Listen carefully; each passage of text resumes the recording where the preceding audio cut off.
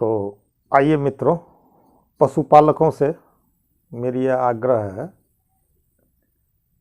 कि गाय अक्सर घास खाती हैं और उसका अभी के समय में मुख्य भोजन है गेहूं की भूसी।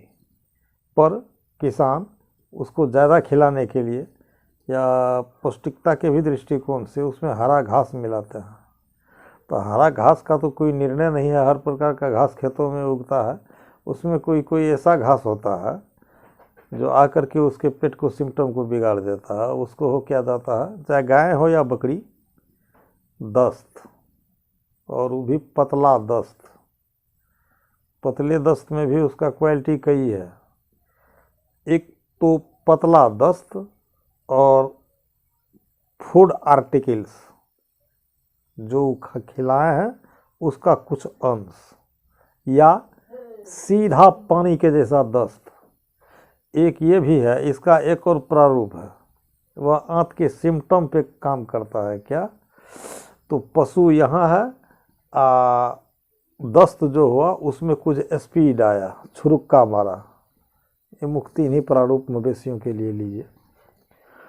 और एक चीज़ है कि वह जो पतला मल है उसका रंग क्या है, उसमें कहीं कालापन भी होता है, कहीं मटियाला भी होता है, कहीं रक्त मिश्रित भी होता है, लाल जैसा।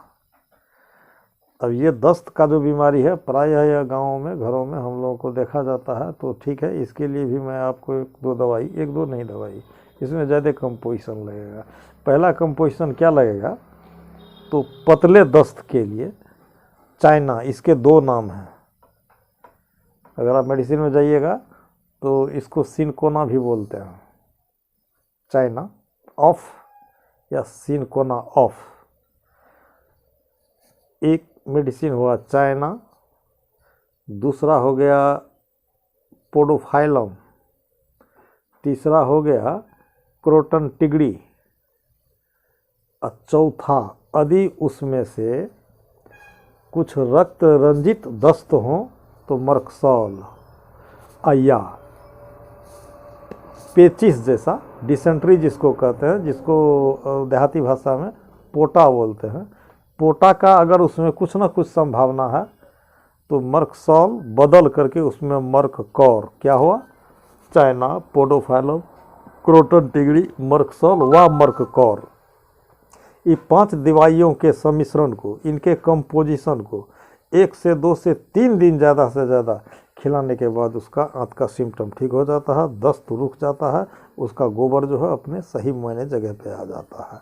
इसलिए मैं आज फिर से सुन लीजिए, अब इसे दोबारा वीडियो में भी सुन सकते हैं। आवश्यक लोग जो होंगे जिनके हक में ये बातें जा रही होगी, चाइना, पोडोफाइलम, क्रोटन टिगड़ी और मर्कसॉल, इस 4 दवाइयों की कंपोजिशन को खिलाएं और अपने गायों को, पशुओं को दस्त से बचाएं।